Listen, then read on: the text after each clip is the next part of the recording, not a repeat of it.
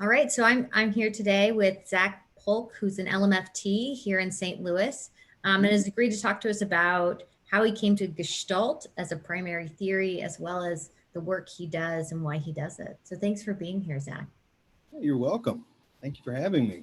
Yeah. So can you give us a little bit of background?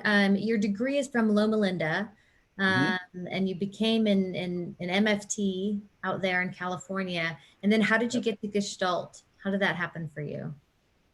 It was kind of by accident. Um, I had devoted probably the year and a half my master's degree to narrative therapy, Hmm. and I read all the books, did some training with the Vancouver School of Narrative Therapy. Steve Madigan came to Redlands, California, and did a workshop, and that was really cool to be able to see him do Yeah, that. no kidding. Yeah, so after I did my final case presentation thing for the master's degree, I wanted to take the EFT class, but it didn't really work too well with me doing my final case presentation, and so just decided to settle for the Gestalt therapy class. And when I did, oh, I was just hooked. I felt at home uh, Mhm. learning about Gestalt therapy. Mhm. And my professor, Liv Estrup, who's also faculty at the Gestalt Institute in LA, I talked with her last week actually, and it's been 5 years. So we had a really close connection. And she, her introducing me to the Gestalt community and all that. My wife, Leah, who's also a therapist, LCSW, she got really into Gestalt therapy, doing the residential trainings and all of that with GATLA, which is the Gestalt Institute in LA. And it's just been a wonderful experience. Just a very close knit community, very welcoming. Yeah. When you said you felt like home, it sounds like maybe something about the theory felt like home, but then something about the community sort of wrapped you in as well in terms of those relationships you're describing. Yeah, both really. Like the first day of the class at Loma Linda, Liv had invited just a student to come up and do a live piece of work in the classroom. And up until then, we've done some role play or something in the classroom. But Mhm. Liv wasn't kidding. I mean, this was real stuff. And I didn't have any thing to work on or anything. I just kind of sat up there and just was myself, and she, her, and I was but within about 5 minutes, I was in tears. I don't know what the heck happened. Just felt a bunch of heat, and then things just started to pour out. It's like, what in the heck is going on here? It was a beautiful experience that really hooked me into Gestalt therapy, and I joined the 6 weekend training program at GATLA like that next day. So, Wow. You were converted. You said, I'm oh, in. yeah, I'm in. I mean, that sounds both very vulnerable, but also like quite wonderful to feel that kind of connection Yeah, uh, with the work. absolutely, absolutely. Mhm. So Yes, can you so give now, us, yeah. So can you give us some background on like the what sort of grounds a Gestalt approach to therapy? Maybe in what ways it fit for you anyway, coming from an MFT background, and things you think are important for people to understand there. yeah, that's what really um, got me really connected uh, to me with the theory was its roots in existentialism. Okay. I mean, I one of my favorite books was Man's Search for Meaning by Viktor Mhm. Frankl, Mhm. and he was, I mean, definitely an existentialist, and just how taking that responsibility for for one's actions, having ultimate freedom to do whatever we want, although there's consequences for those things that we do. Just those principles right there, the freedom, awareness, choice, responsibility, those really, really just fit well with me. Mhm. Um, and it was very flexible. It wasn't rigid at all from where my upbringing, and I grew up in Mississippi, and so it was was very black and white. There's a lot of, if this is wrong, then this is right, and this is wrong, and this. Mhm. So it was very, very dualistic ways of thinking when I grew up, and so existentialism and Gestalt therapy and the theory related to Gestalt therapy, it's just like I said, it was very flexible. Yeah. Allowed me. There wasn't like this fixed way of having to do things. There's things on a spectrum. Right, right, Uh, right. It sounds and almost liberating in some. yes, which is funny you mentioned that. There's a piece here on the outline that I wrote up that talks about how Gestalt therapy moved from conformity to liberation. Wow. So funny you mentioned that. It's very liberating. Still is liberating. Mhm. Continues to liberate. Continues to liberate. Absolutely. So you said, is it the theory you said that went from being more restrictive to more liberating, like over time, sort of historically speaking? Yeah, historically speaking, so Gestalt therapy borrowed a lot of pieces from psychoanalysis. Mhm. Fritz Perls, you call him the originator of Gestalt therapy. He was psychoanalytically trained in the classical sense Mhm. by Freud and a few others out there. I cannot think of their names right now, but Perls wrote a book in the late 1940s called Ego, Hunger, and Aggression.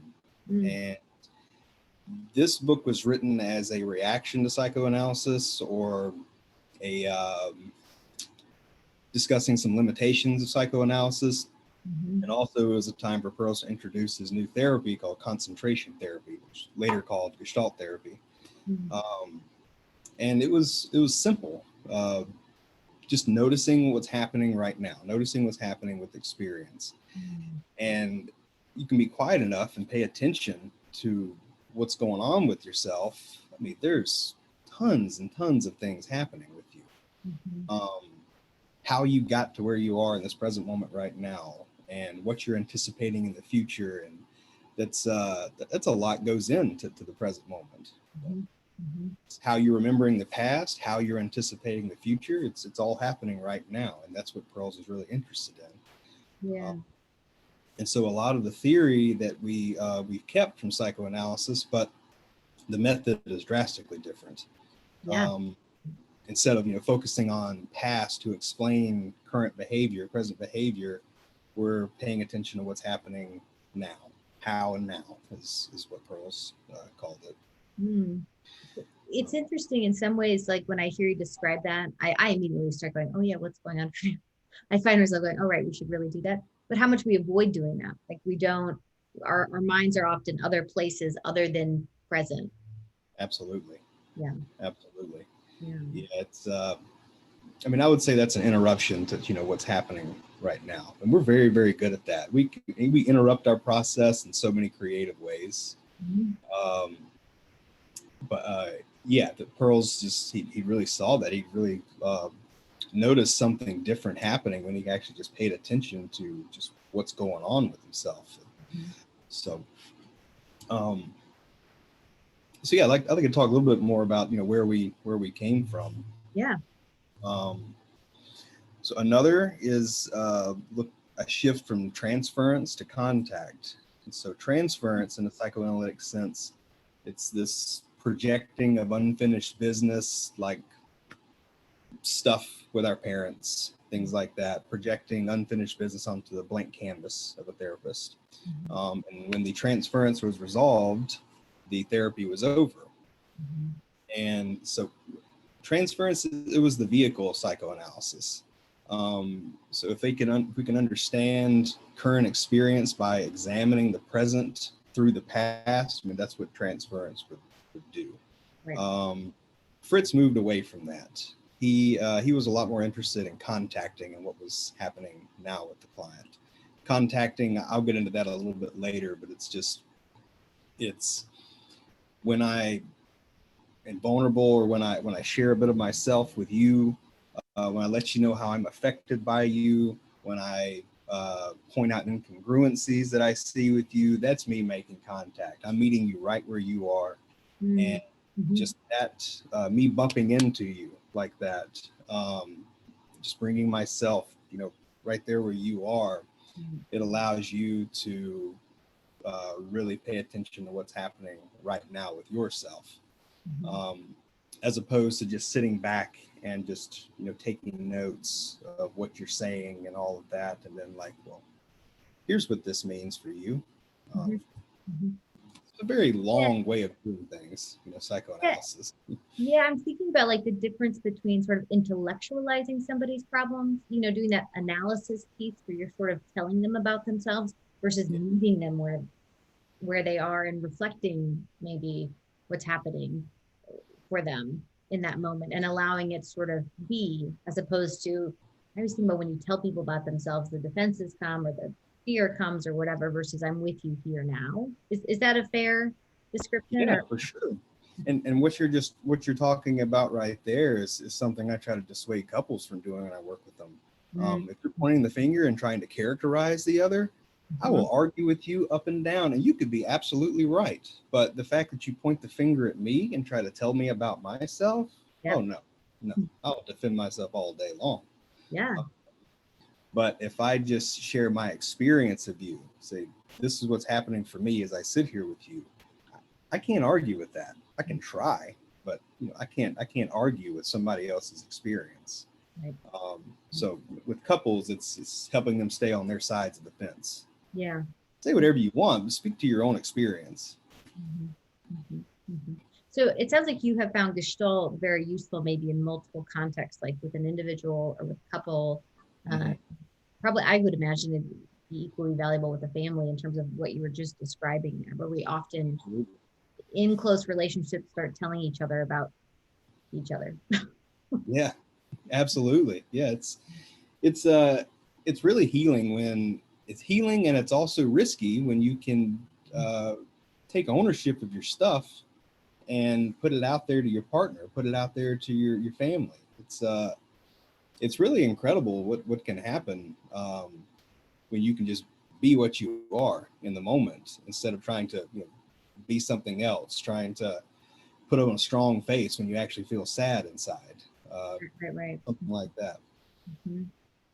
Yeah, that constant molding we try to do to the people around us or the circumstances around us, as opposed to the vulnerability and just being. Is that something about that freedom, sort of that freedom to sort of be in a moment and express, or how would Gestalt, um, how would you talk about that from a Gestalt perspective?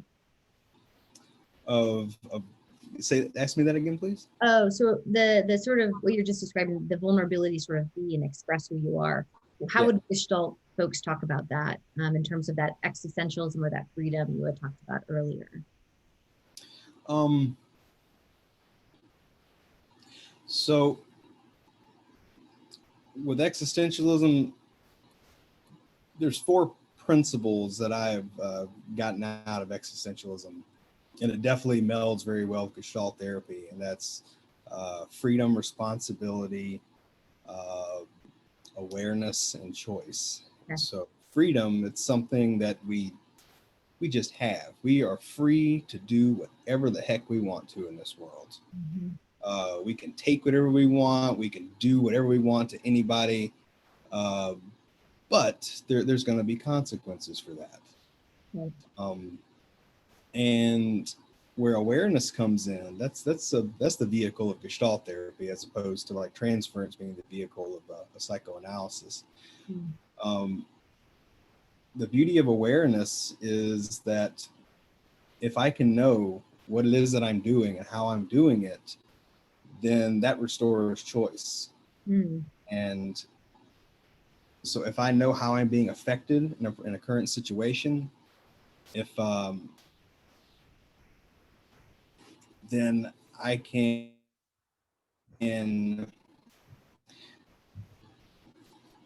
one be able to identify how I'm being affected and put that out there to another person. Mhm. And that responsibility, taking responsibility for my feelings, and if you really break that down, it's one's ability to respond. And so awareness enhances one's ability to respond to a certain situation. And so awareness is, it's like a double-edged sword. It's wonderful because, you know, we have this ownership. I mean, excuse me, we have this restoration of choice. But on the other hand, it sucks because now we got all this responsibility. Mhm. So that's kind of where, you know, that term willful ignorance can come into play.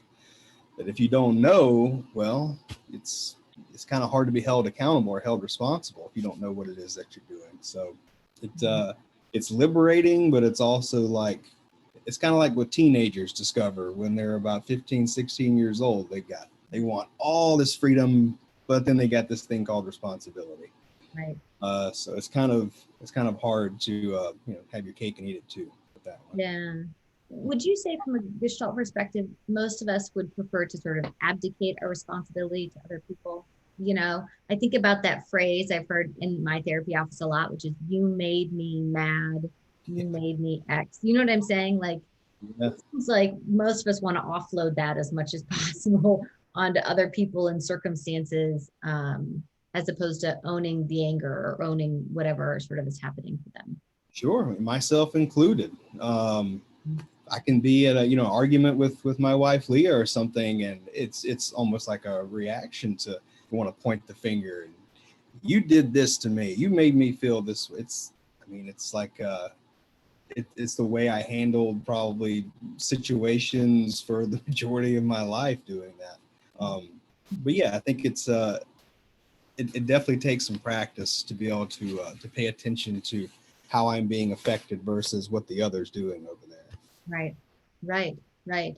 Big piece of the work right there. Yeah. Well, I'm curious then, sort of what it looks like for somebody who maybe really did do harm. I'm thinking about like, so I work a lot with LGBTQ youth who experience a lot of negative comments about them or their identity or how they're expressing themselves.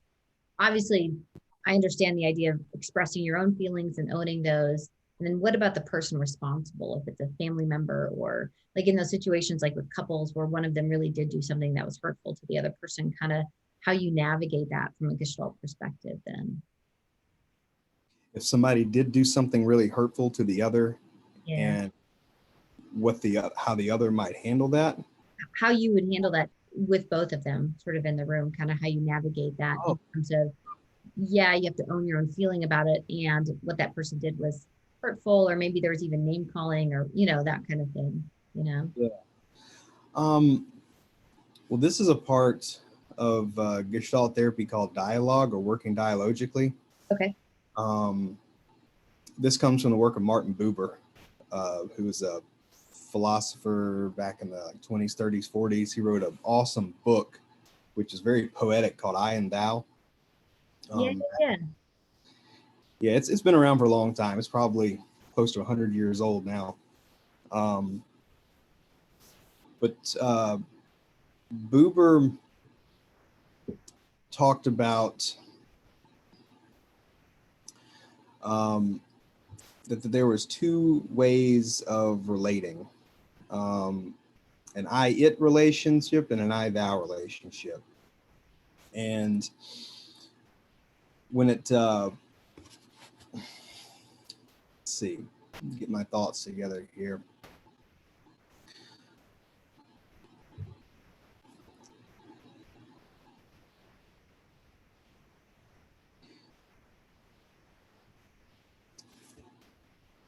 I think of which points to speak about.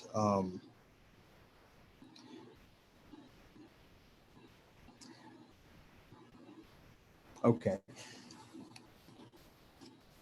I think that might take me down too much of a rabbit hole speaking about I, it, and I, thou right okay, now. okay. A little too much to tackle. Yeah. There is a skill when it comes to working dialogically called inclusion. Mhm. And inclusion happens when I can keep my foot planted in my experience and have my other foot in the other's experience to the best of my ability. And so what that would look like in real time, especially with a couple, is if I say something mean, if I do something hurtful to my partner, And then I see that look on their face, like the look of shock or hurt, or anger, or sadness, what have you.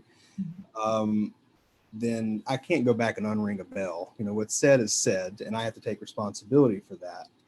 And a way I can take responsibility is, you know, is by practicing inclusion. And that would be like just imagining what it would be like to be her, to be my wife, having me said this certain thing. And if you can put yourself in that person's shoes for a moment, or just not shoes, shoe, just one shoe, just for a moment and speak to that, that's including yourself in another's experience. And it's like a step above empathy in my book. Because it really takes some work. It takes actually putting myself, you know, right there with them. Yeah. And when I've seen couples do that, this totally closes the gap.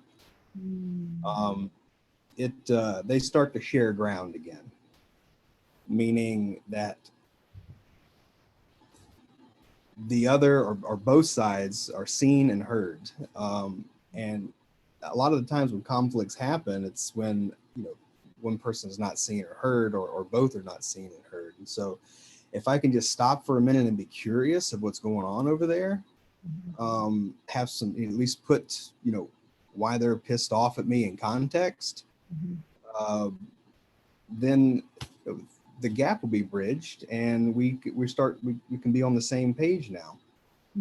So I mean, that's how quickly conflict can be resolved in a way. Yeah. So let me make sure I'm understanding this, because we do a lot of conversation about empathy, right? Like as a culture, but also in therapy programs a lot. And oftentimes, like that's sort of a place to start. And then what I hear you describing is like, and then the next step is that I like let myself imagine in being you, or what just happened to you, and let that hit me too. And then be able to maybe describe it in a way that lets you know that I'm trying to include your experience with mine. Is that a fair description? Yeah, this is what comes up for me when I imagine what it's like to be on the receiving end of me. That makes sense. Yes, and that's a terrifying thought when I think about what my partner would say. Yeah. But yeah, no, can you say that again? I like that phrasing. This is how I imagine it is like to receive me. How did you say that? It's imagining what it would be like to be on the receiving end of me. Oh. I felt a little pain there when you said that. Okay. Okay. Is that a phrasing you use often with couples around? That, no, I just came up with that one. Oh, okay. Well, I think you should like copyright that. That's really like a helpful frame, and really sort of creates a concreteness about what I'm asking of you, or what this looks like. Yeah. But yeah, there's a whole different model of working with couples as opposed to individuals. So it's a lot of the theory that we use here in Gestalt therapy, working with individuals, especially the part about contact and withdrawal, which I can get into here in a moment. Sure. That really goes well with when it comes to working with couples. Yeah, it sounds like it. I mean, I can hear the translation of that work into a relational context. That makes a lot of sense. Yeah, it works very, very well. Yeah, it really does. Yeah. I can. Would you like me to say a little bit more about where we came from? Yeah. So you had mentioned sort of preparing some things you wanted to be sure to share. So yeah, wherever you want to go next sounds good. Okay. So we also shifted from, there's a part in psychoanalysis called drive theory, instincts. And we shifted from instincts to looking at needs, desires, excitement, things like that. And so with drive theory, felt that, you know, essence preceded existence. And so essence is like our nature, our instincts, its inner drives. And from a psychoanalytic sense, we saw that essence preceded existence, meaning existence is how we're dealing with the present situation right now. And so in Gestalt therapy, we gave up this concept of instincts that were driven by like these these inner forces, these instincts, and with psychoanalysis, it's designed to control and to train these inner instincts so that we can become more civilized, or so that we can function better in a society. And Pearl's thought, he's like, well, why the hell would we do that? I mean, we're already human. Why do we need to learn how to be human? So this was replaced with the concept of needs, that existence precedes essence. It's how I'm dealing with this present situation right now is most important. Yes, there's things inside that motivate us, but these are organismic needs. It's food, water, hugs, shelter, relationships. I mean, these are things that we need as living organisms, that we need in order to survive and to thrive. And that's what Pearls is really interested in right there. Yeah. Not the stuff. Yeah, I almost hear, in Pearl's definition of it, this sort of issue of the body, like what the body needs, as opposed to what psychoanalysis does. It gets into sort of I don't know, all the, I guess, psychology of it, right? As opposed to like the physical body needs a hug. Like we know that about humans now, right? We need water. We need a place that's warm to sleep. Like these are really basic body level needs before we can even get up here to sort of psychological sorts of things. Am I understanding? I mean, not only body, but this is like some pretty early holistic way of doing therapy. It might be like one of the first holistic therapies. Holism in the sense that, mind, body, spirit, also the environment that we come from, we have to take all of that into consideration. It's not just these inner constructs that we have, this, what do they call it? Id, ego, and superego. Id, ego, and superego. There's a little bit of that terminology that's used in Gestalt therapy. We call it id functioning, ego functioning, personality functioning versus id, ego, and superego. I think I mentioned that later on. Okay. But I think I answered your question. Yeah. No, that's helpful. In some ways, I also hear in Pearl's definition, phenomenology, sort of the phenomenon of being, and experience, sort of is understanding that holistically, that context, that person, what's around them, where they came from, that kind of thing. Yep. Which leads to the next point here, the shift from content to process. Yes. Amen and hallelujah. Absolutely. So again, Pearls wasn't interested in the past to explain present behavior, but curious, how we're dealing with the situation. More specifically, how we're dealing with the situation over time. And this led to the idea of psychological phenomena being events, not things. Oh, I like that. Yeah. So with all process, as we know, there's a beginning, a middle, and an end to all events. And this is what Pearls is really, really focused on. This is where phenomenology comes into play. And so, I mean, like if something happens to me and I'm feeling I'm feeling sad, it's not like I feel sad then it's over. I'm starting to notice some heat, notice constriction of blood vessels, feel water start to pool under my eyes, and then I identify with it. I know I'm sad. Then I cry and cry and cry and get it all out until I'm done with the crying business, and then I'm finished with that. I know I'm done crying, and then that's it. So there's a beginning, middle, and an end to all events, everything that we do.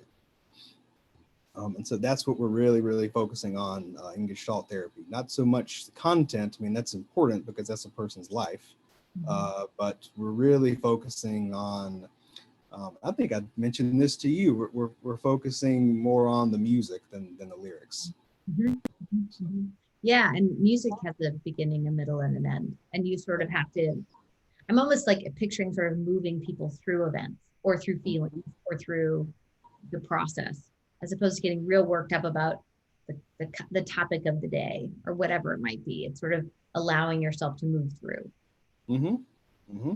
Yeah. Absolutely. Yeah. Well, I wonder, you know, you're making me think of the way that some people, well, all of us, not do some people, Lord knows I do this, where you sort of like, there's an event, it's really upsetting. And so you try and sort of stop, or you kind of, is that something that you guys attend to, this idea of maybe not having moved through events that need to be moved through, or how do you see that? Yeah. Not necessarily excuse me, that the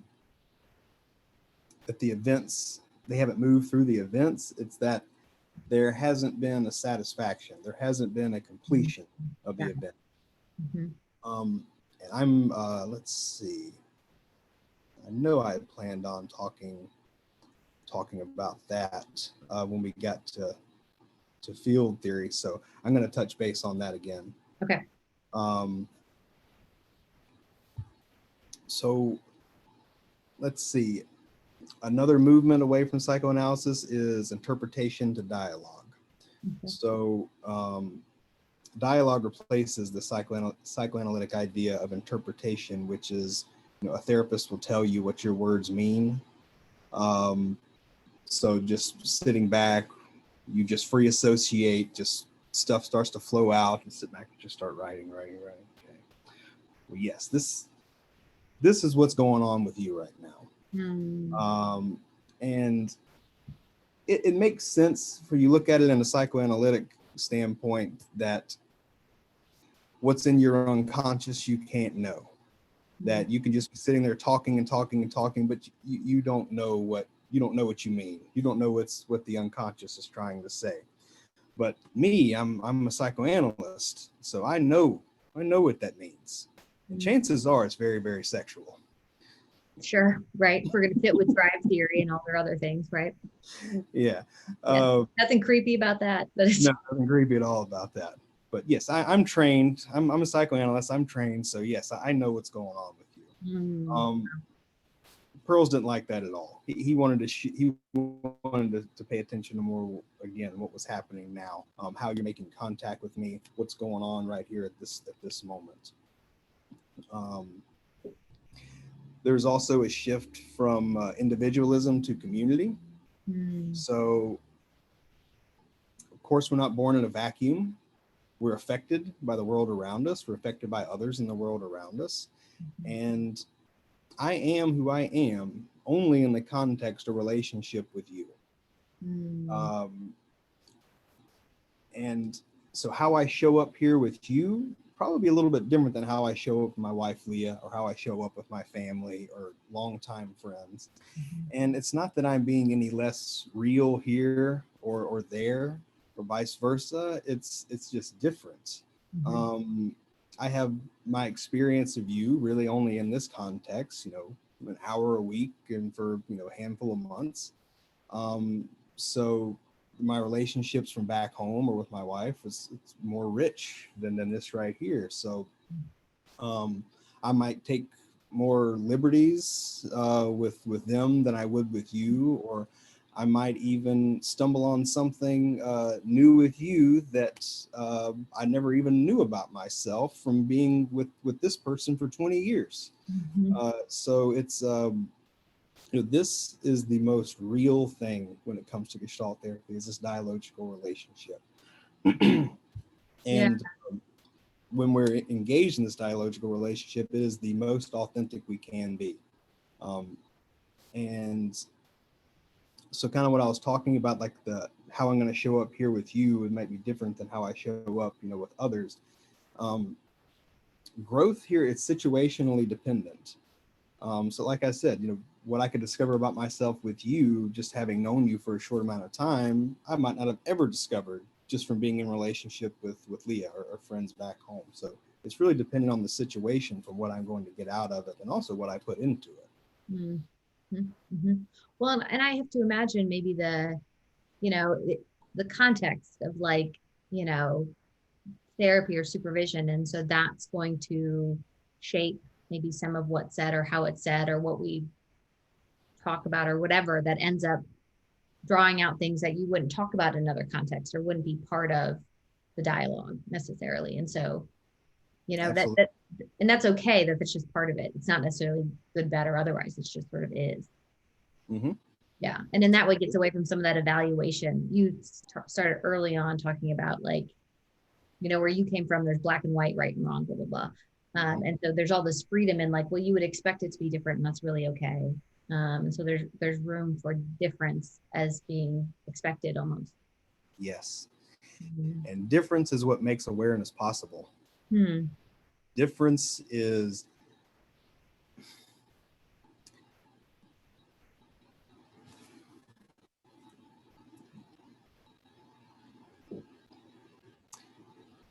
I'm at a choice point here. I'm thinking of talking about contact and withdrawal. So I think I'll do that. Okay. So like I said, awareness is a vehicle of Gestalt therapy. And what makes awareness possible is difference. And difference, and this is where like physics meets therapy. It's pretty cool. But if we, let's say, for example, we stick our hand in a bucket of water that's 98.6 degrees Fahrenheit. So we stick it in there, and chances are we're not going to notice the difference between, you know, where my hand ends and the water begins. Mm-hmm. But I heat it up or cool it down, that movement and temperature, a boundary is going to start to form between my Mm-hmm. hand and the water. And it's that difference right there where I know where, you know, what's me and what's not me. Mm-hmm. And that's what we're doing in therapy is if you happen to share something that's, you know, really like say a loss of a parent or something like that, and you know you're smiling, you're sitting very stoic, but I'm over here hearing that story and I'm starting to tear up. And I just shared, like, oh, I'm really sad to hear that. Um, and the client over there, they're like, they're not even really noticing that they're not upset, they're not crying. Mm-hmm. Uh, and it's just me bringing my difference to the table, bringing my difference to the contact boundary right there, that they're able to say, whoa, yeah, you are different than me right now. I wonder what's happening there. Mm-hmm. Mm-hmm. Um, Pointing out incongruencies, that's bringing difference. Um, I notice your eyes are getting wet. Mm-hmm. Um, you're smiling when you're sharing this story. What's happening right there? So just bringing that little bit of difference can allow somebody to, you know, have this missing piece of like, oh, crap, yeah, there is something happening with me here. And Yeah. once they have that awareness, then maybe they can do something different, or at least see something a little bit differently. Mm-hmm. And that can create healing. Yeah, you're making me think of the clients I've seen who might be telling a tragic story and they have kind of a little smile on their face. And you're kind of the story's hitting me like painful and tragic. And they're kind of like, they look a little amused by it. Mm-hmm. That becomes a place where, as a Gestalt therapist, you might comment or wonder aloud about that feels really tragic to me as I hear you say that.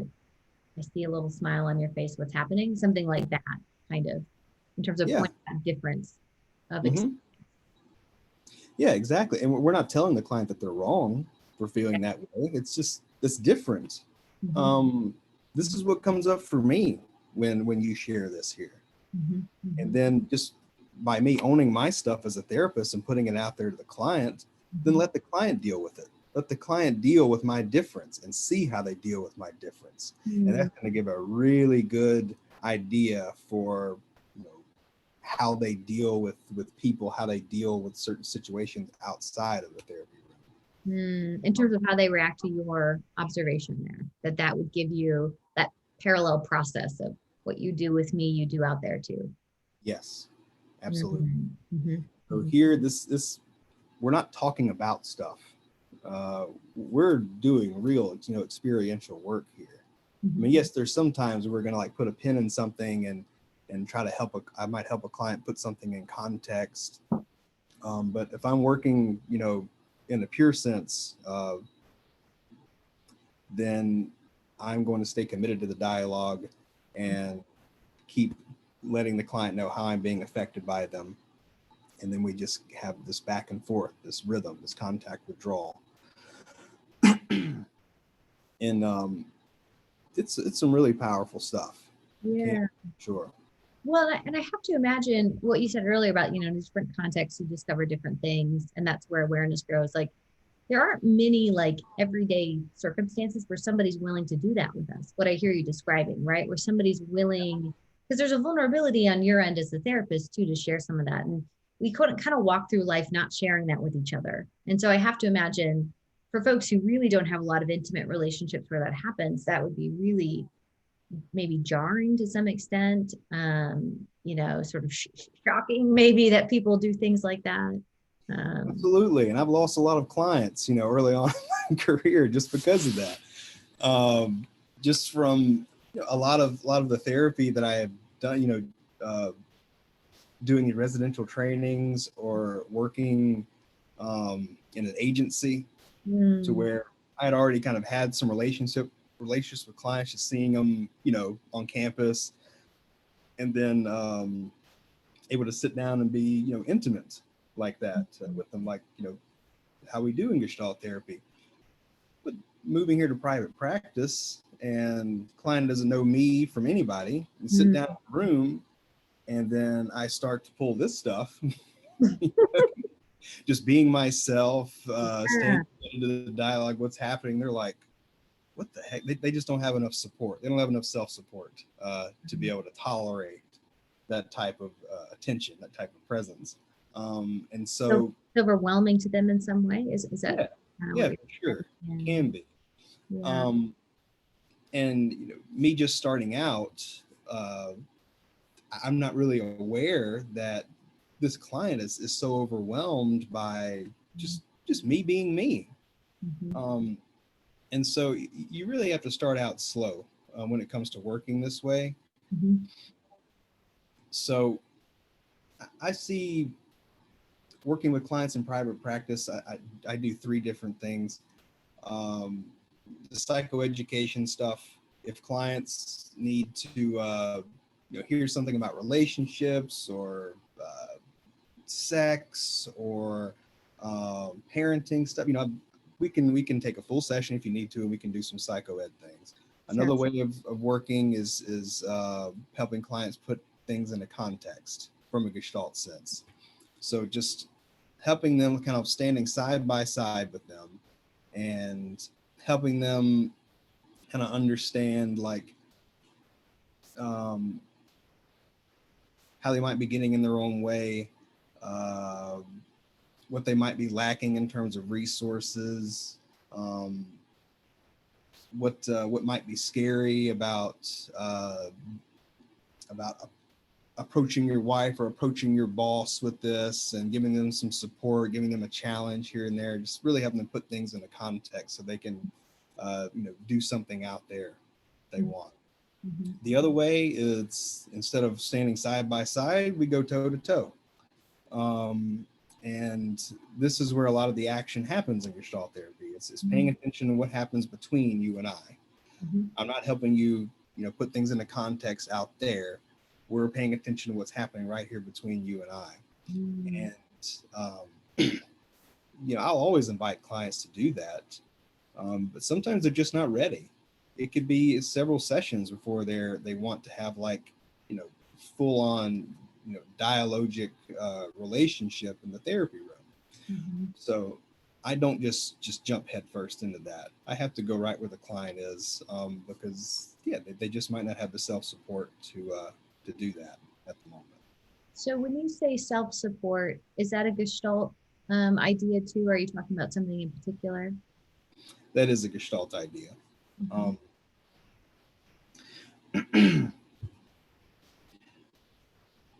Let me see. I also don't want to take you off track if there was another place you wanted to go next. I am going to talk about that. Okay. It's a process called organismic self-regulation, and I definitely want to hit on that. Okay. So let me see.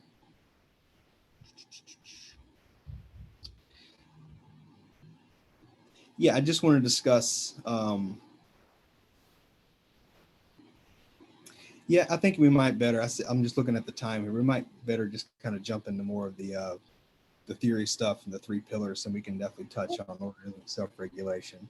Awesome. So, um, there's three pillars to Gestalt therapy, three theoretical pillars. That's field theory, phenomenology, and dialogue.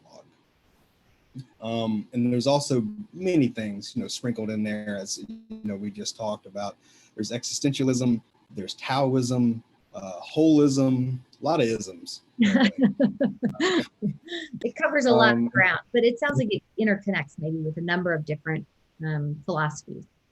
Definitely. You put all those ingredients together and you come up with three things: the field theory, phenomenology, and dialogue. And so, taking a look at field theory, Pearls had this idea called the organism environment field. And what he poses is that we never live or exist outside of the situation, out of the present situation. And so we can't talk about an organism without talking about the world it lives in.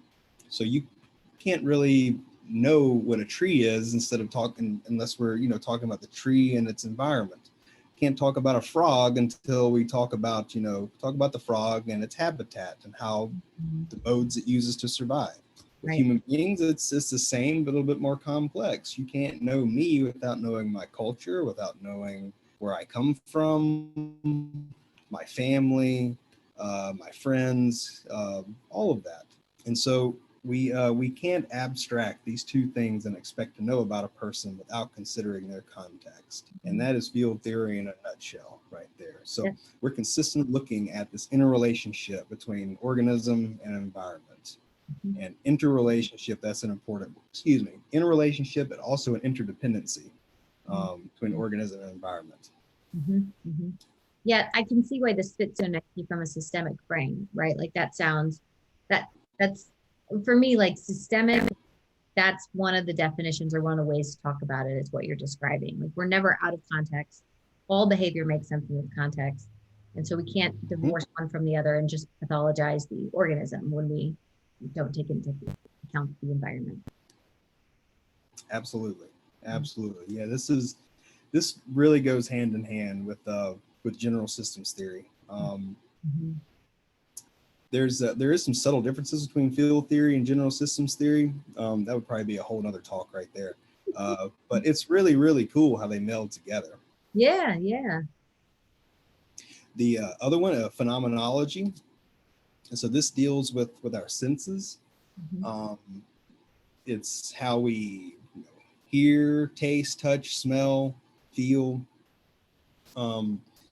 This is phenomenology is the study of phenomena, that what appears naturally in the environment. And when it comes to working phenomenologically, we are just looking at what is the most obvious. Jay Levin, the one who he runs the theory track at the Gestalt Institute, he has a story. He says that there's a man sitting on a bus. It's just about to leave the bus stop. And there he notices this other gentleman just running, trying to catch the bus. He's running. And then he makes a leap. He grabs the bus. He pulls himself on. He sits down. And then the guy looks down at his feet and he says, "Oh, excuse me, you're running so fast that I think you lost a shoe."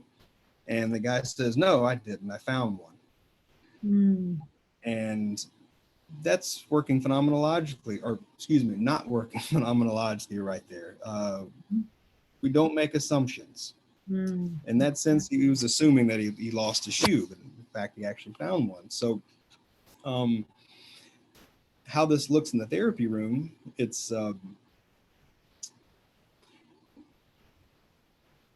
you're not making any meaning for the client. You're not interpreting what's going on over there. You're allowing them to make their own interpretations about what's going on. That's why we make observations that is the most basic observations that we possibly can make.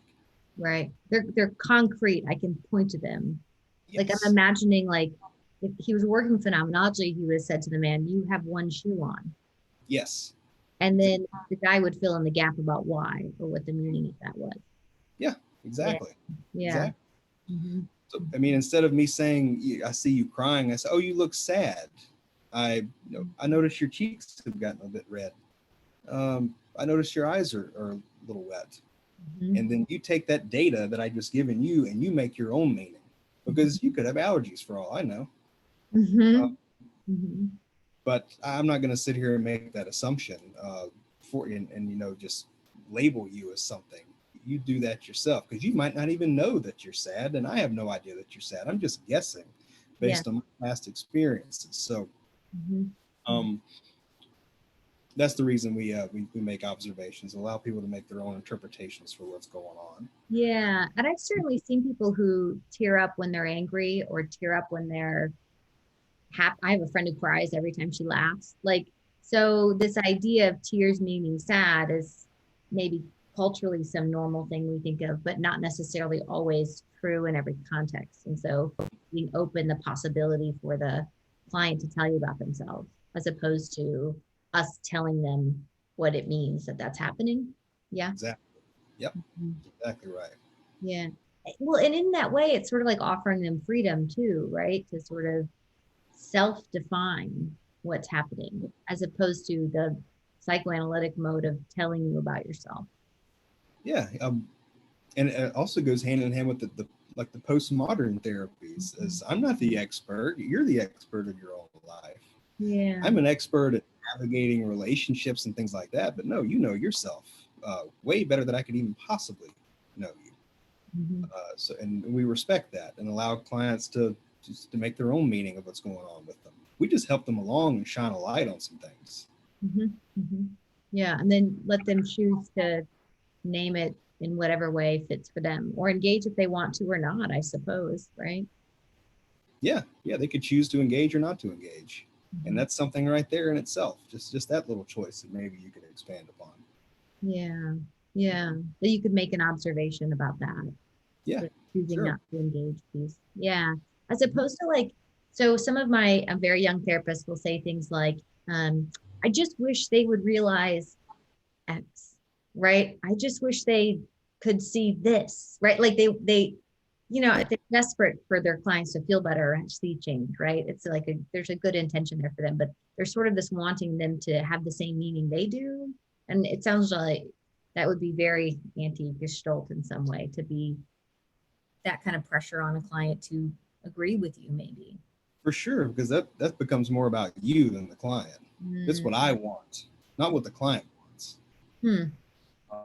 So you got to be there with the client. I mean, they could eventually get to where you're hoping they would go. You have to go at their pace, or unless you're just, if you don't, then you're going to just be kind of feeding them something, uh, giving them a fish versus allowing them to learn how to fish themselves. Hmm. Hmm. Hmm. That makes And so sense. that's why we really have to work slow at times and allow clients to have their own self-support, because you could just replace just one introject with another, which is it's another Gestalt term of like these messages that we take in that we don't really that might not really fit for us, but we've learned them. Our parents told us to do them. It's all of our shoulds and should nots. Hmm. Um, and those can really get in the way of healthy functioning, what we really need for ourselves, Hmm. instead of, uh, what the ideal is, trying to reach the ideal versus what I actually need for myself. Yeah, like you could almost, I had a couple once who said to me, we just go home and say, Katie would say, and I go, oh my gosh, like don't take me home with you.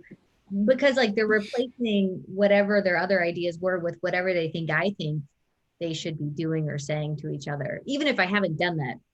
I mean, I'm not a Gestalt therapist, but like sometimes I've had this one couple in particular, and I'm like, oh my gosh, like, no, please don't. But it sounds like that's what you're describing, where they could just take the therapist, Yeah, whatever, and they still don't necessarily know for themselves or have experience for themselves to draw on. They're just sort of following another set of rules.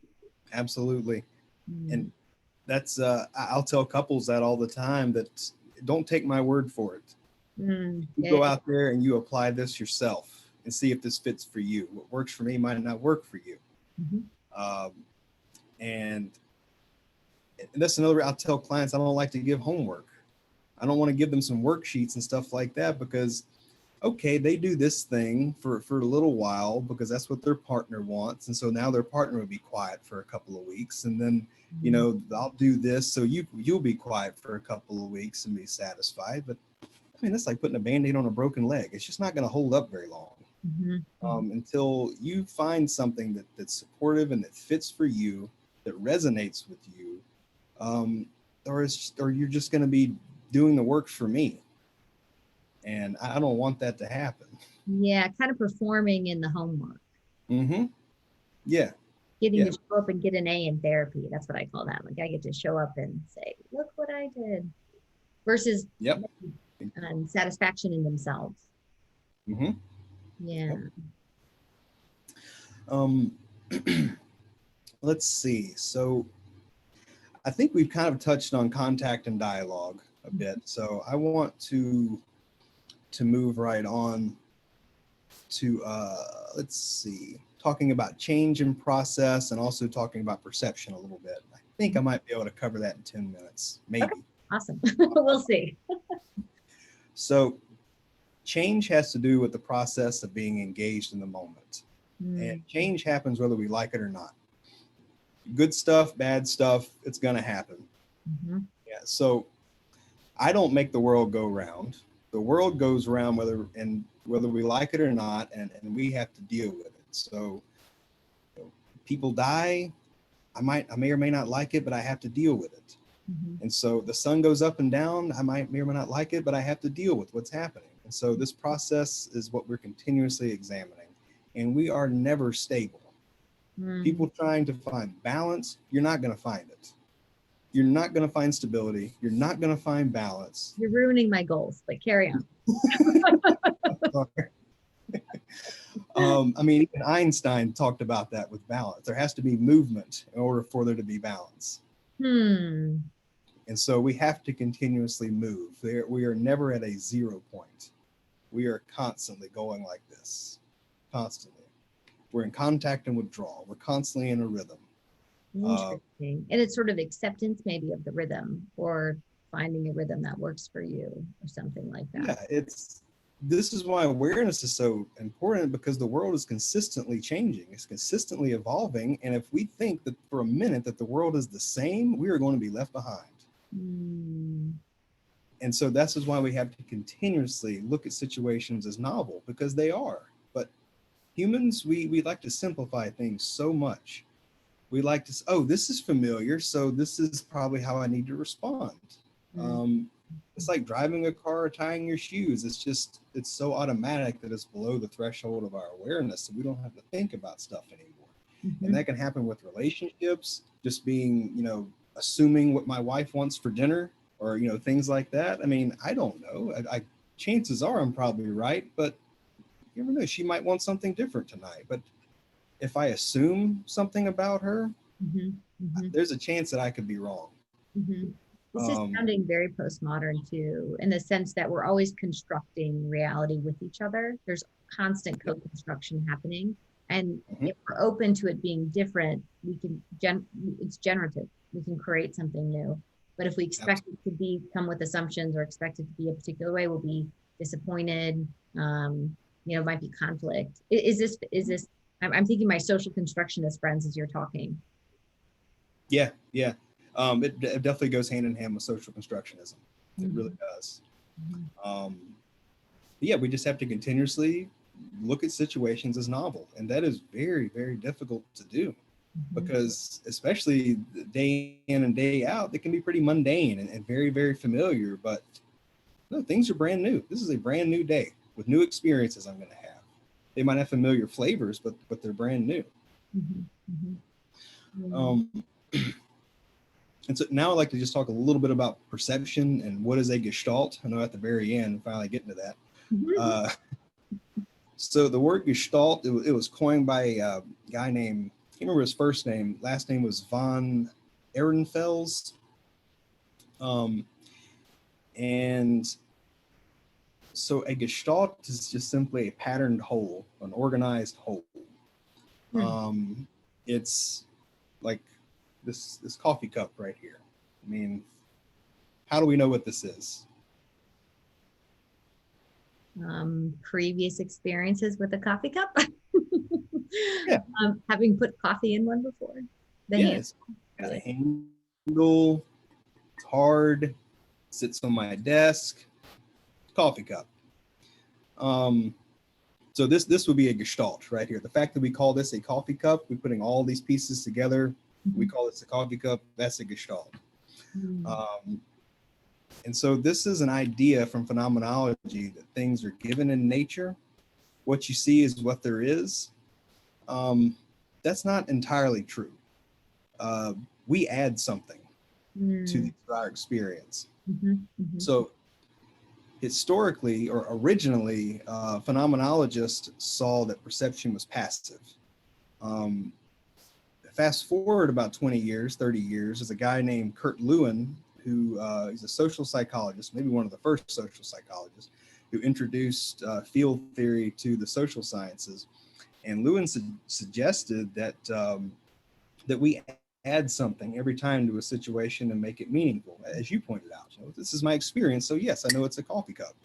And I love my coffee cup, which is part of my meaning. Maybe I add to it.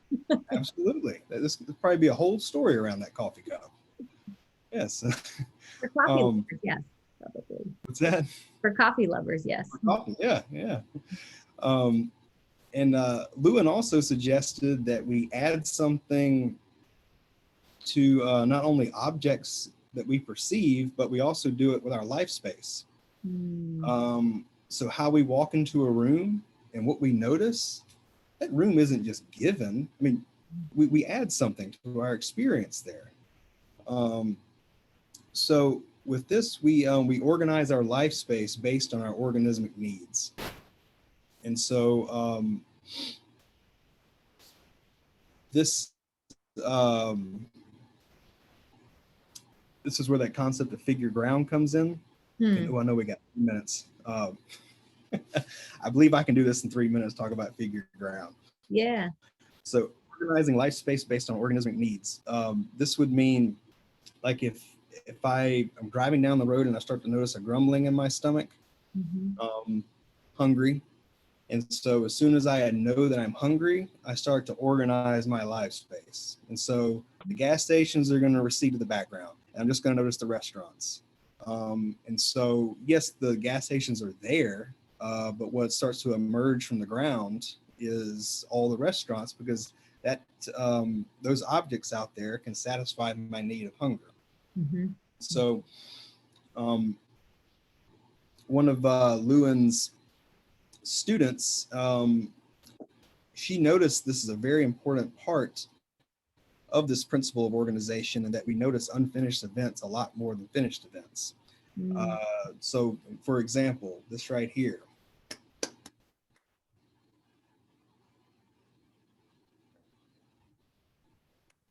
You know, there's that little finishing clap right. So we hear that clap and we start to like, we feel frustrated. We know that there's something missing there, and so we want to finish it. Yeah. So it's the same thing with hunger. It's this need comes up. I start, noticing the restaurants and stuff, and then once I finally get food in me, then the need's satisfied and I can move on to something else. But it's that unfinished event right there that keeps me frustrated and moving towards that which can satisfy my needs. Yeah. And it would make it hard to focus on other things almost, if I'm sort of following, like we just sort of start, and until we're satisfied, that need is satisfied, it might become sort of I think about like obsessions, like it might become something to ruminate about or stay focused on at the expense of other things. Absolutely. You think of something like grief. I mean, a loss like that, it's an unfinished event. Like, this person left and I didn't want them to. They died and I didn't want them to. And it's the frustrating part, or that the grieving part, is that, well, I want this relationship the way it was.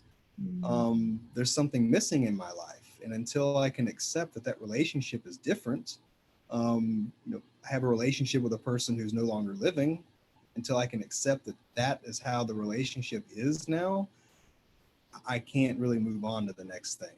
And so grief can last for years and years and years. That's not to mean that I can't do anything else but grieve until that event's finished. I interrupt that process and move on to something else. And that right there is how our process of organismic self-regulation, it's a very healthy process, but it can be interrupted so easily. Um, and that I would be moving into my next piece here, talking about organismic self-regulation, but I am aware it's 11:15. Do we need to wrap up? Yeah, why don't you finish that piece and then we'll close up because it sounds like that's a really important one that sort of informs, I imagine, a lot of the work you do. Yeah. Okay. Yeah, I'd be happy to do that. So organismic self-regulation, this comes from the Gestalt psychologists, Kurt Goldstein specifically, also the person who I believe coined the term holism.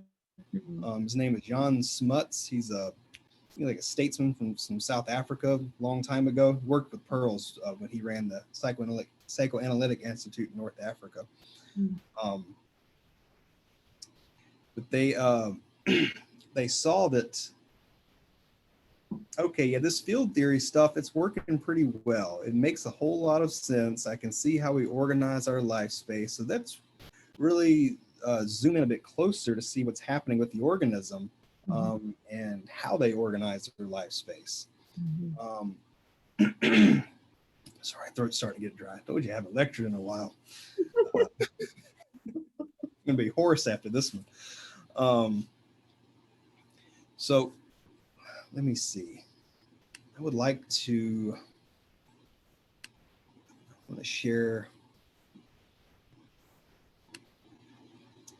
Well, no, I don't guess I have to. I don't need to share my screen. I was going to show a diagram of this this process here. I believe I can talk about it. You want to share? It looks like I can make that possible. You want to go for it? Okay. Yeah, go for it. Let's see. Well, oh, share screen. Here we go.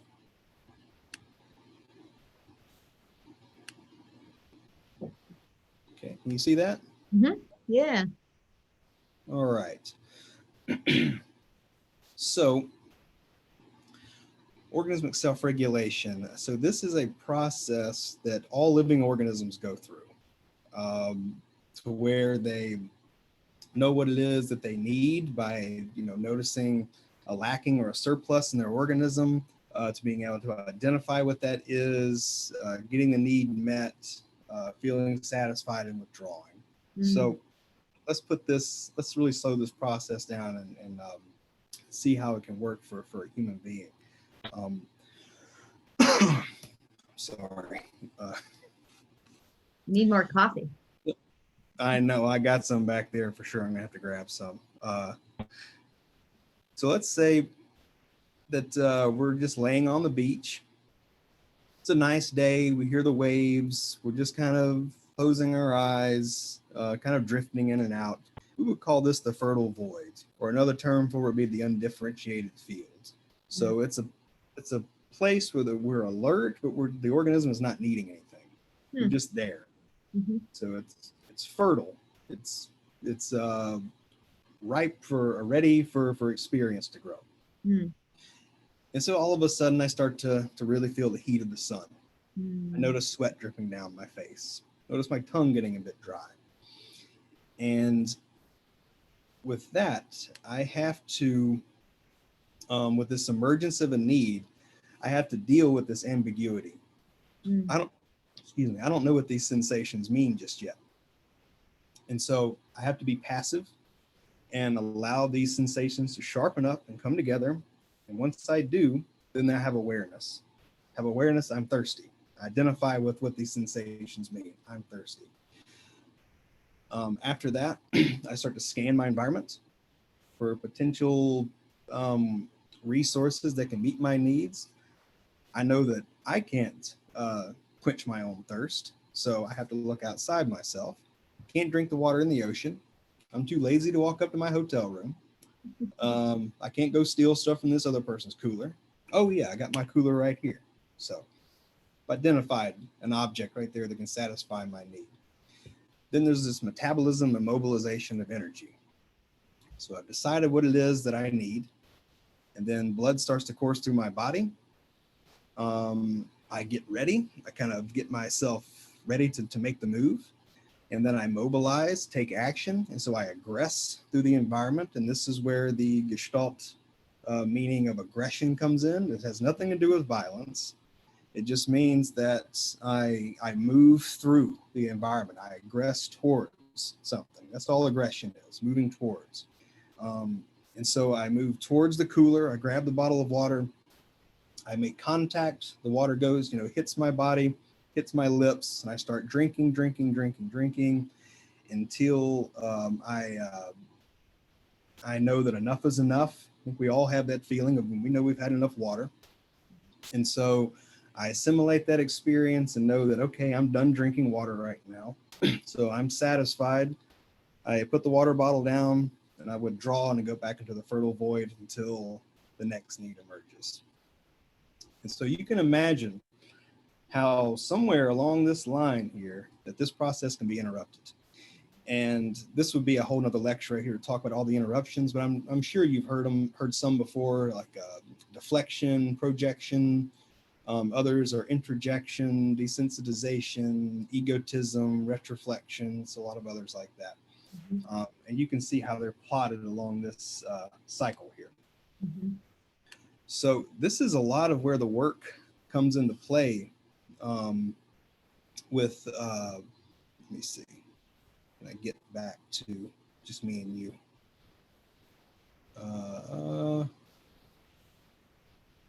There's a stop sharing button towards the top. Oh, I see. Okay, there we go.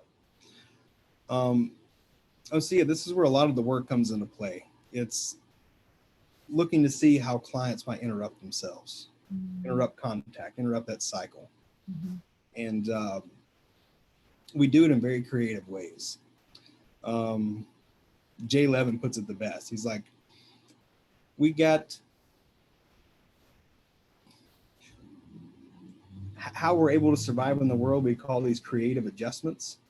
And so based on the present situation, I'm going to recognize what it is that I need, how I'm being affected by this certain situation. And then based on the resources that are available to me, I'm going to respond. Mm-hmm. And it takes a whole lot of creativity to do something like that. Mm-hmm. But what can happen is we can get stuck or get fixed in these ways of being. And so we're just, in these fixed patterns consistently versus taking what's happening as novel and being able to creatively adjust to something new. And so when we're working with clients in the room, we're paying attention to where they may become fixed. Mm-hmm. They're, hitting on something really difficult for them and they might, change the subject really quickly. That would be a deflection. Mm-hmm. So I asked them a certain question, a pointed question, and they're like, yeah, blah, blah, blah, blah. And, this thing happened the other day. And like, what happened right there? Mm-hmm. I noticed you did this when I said this. Mm-hmm. And then so you're frustrating that interruption. You're supporting their need, which that's for contact, to get something out of this, to learn something about themselves. Mm-hmm. But we're so good at interrupting our process that it's like, you don't even know what's happening. And I've been fooled 1,000 times. I'm just like, oh yeah, this is an interesting subject too right here. Yeah, just go along. And meanwhile, I had no idea that this person just totally just batted me away. Mm-hmm. But then I kind of get wise. I'm like, he did it again. Mm-hmm. He did it again. Mm-hmm. And then, okay, what just happened right there? Yeah. And so just that little bit, that observation right there can bring somebody right back, and it frustrates the hell out of them. Mm-hmm. Because you are totally interrupting something that they have creatively done that has probably at one time kept them really safe, but right now it's just getting in the way. Yes. I'm having a moment where I'm thinking about my own therapy, but we don't need to go there. But I understand what you're saying. We're like, you know, so as an attachment therapist, where I start going is like we avoid vulnerability all the time, right? We try to avoid partly safety, right? Very self-protective. Like it's not, I never see it as a negative thing. It's more like just the thing you worked out to keep yourself safe, right? And so I think attachment folks would agree quite a bit with Gestalt approaches in terms of wanting to address that thing that deflects away from what's really happening for you. And so in some ways, I like maybe Gestalt therapists, like attachment therapists, once they have a hold of like something, it's like a dog with a bone, like we're going to go back to that. What just happened there? You sort of like keep trying to bring them back to where it happened to see if it's familiar, right, to them or happens in other places. I'm kind of following some of what you're describing. Yeah. And what happened right there could trigger an old memory, an introject of like, oh, we're not supposed to talk about this taboo things in my family. And so it's such an automatic message that we don't even think about it. It just, oh no, we can't go there. Let's divert. And it just like that, it happens.